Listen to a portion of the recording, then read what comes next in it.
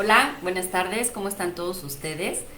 Quise conectarme porque ayer nos llegaron muchas preguntas sobre quiénes sí y quiénes no deben de registrarse en el REPSE. Entonces me puse a investigar un poquito porque no tenemos un concepto de qué es poner a disposición a los trabajadores. Sí que esto es como una de las claves del servicio especializado. Entonces, por allí encontramos una entrevista de Alejandro Salafranca, quien es titular de la Unidad de Trabajo Digno de la Secretaría del Trabajo y Previsión Social. Entonces, les voy a compartir unas notas que yo tomé de esa entrevista que creo que nos van a ser muy útiles para conocer quiénes sí deben de registrarse ante el REPSE, este padrón de contratistas. Bueno, recordemos primero qué es lo que queda prohibido. Suministrar personal para que hagan las actividades que son propias de la empresa beneficiaria. Hay algo importante que debemos de conocer y entender: qué es un contratista y quién es el contratante. Bueno, el contratista es la persona física o moral, la empresa que presta el servicio especializado. ¿Y quién es el contratante? Pues aquella empresa, ya sea una persona física o una persona moral, que recibe este servicio especializado. Pero algo que tenemos que tener bien claro es que no todos los servicios son especializados, ¿sí? O sea, no toda la prestación de servicios que una persona reciba son servicios especializados. Por ejemplo, en una de las entrevistas que daba este señor que les comenté, decía de que si, por ejemplo, en tu empresa van y te entregan una parte de un automóvil o de un equipo, eso no está hablando de un servicio especializado. Pero si va una persona y se requiere de mano de obra, y esta persona, para que la garantía aplique, por ejemplo, de una parte vehicular, va y la aplica directamente en las instalaciones de una empresa que es beneficiaria con este servicio, ahí sí se considera un servicio especializado que es susceptible de registrarse ante el REPSE. Hola, quienes estén conectando, por favor ayúdenme a compartirlo para que lleguemos a más personas. A mí algo que enriquece muchísimo es que nos compartan las dudas, las preguntas, la investigación que ustedes también hayan encontrado. Eso nos ayuda a enriquecernos en este contexto de una situación de un registro nuevo que no teníamos aquí en México. Bueno, les voy a compartir qué es lo que él dijo como un sinónimo, no un sinónimo, el concepto de lo que es poner a disposición personal.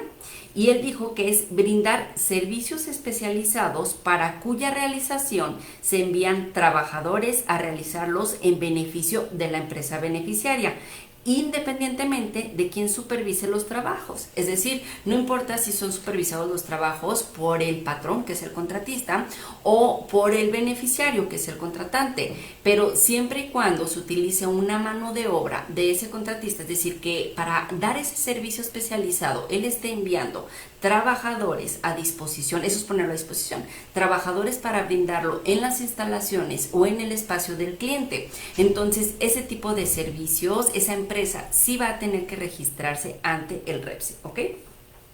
¿Quiénes no deben de registrarse? Bueno, aquellos proveedores que dan servicios u obras sin que sea necesaria la mano de obra en el espacio o instalaciones del cliente. Nos ponía un ejemplo y nos decía que si un arquitecto o un ingeniero hace un plano y lo entrega, entonces ese servicio no es susceptible de registrarse ante el REPSE. ¿Cuáles sí son algunos de los ejemplos de servicios que se deben de registrar?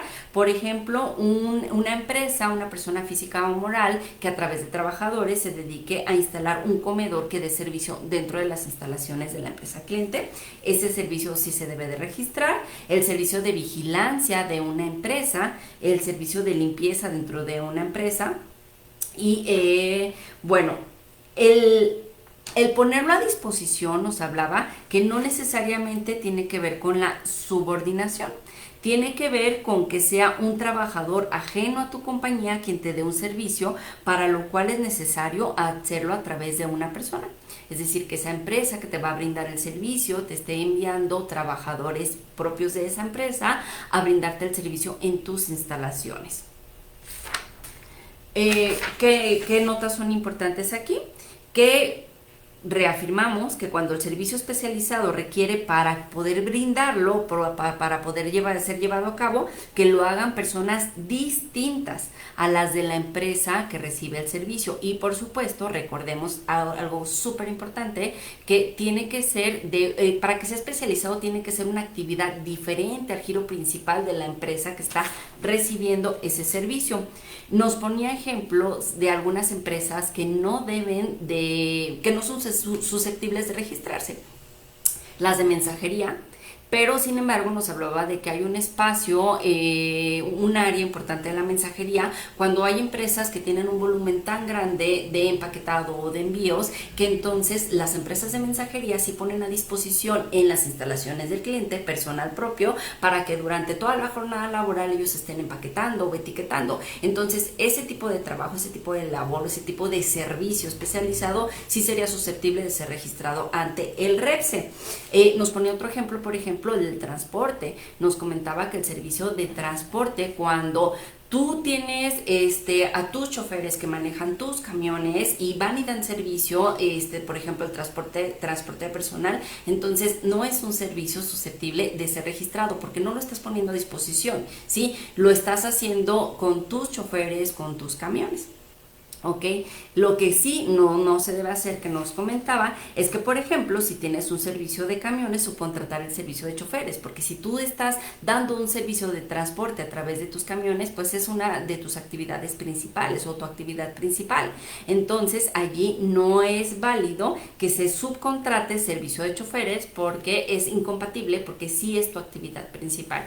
Bueno, espero que les haya ayudado un poquito esta información. Quise conectarme unos minutitos y todavía les debo la parte de las sanciones. Luego me conecto con ese tema. Si tienen alguna otra duda o pregunta, por favor escríbanme. Nosotros nos ponemos a investigar un poquito más del tema para poder compartirles la información que tenemos hasta ahorita. Yo creo que en el futuro van a seguir saliendo criterios que nos ayuden a definir qué sí se considera poner a disposición y qué no se considera poner a disposición trabajadores para brindar un servicio especializado.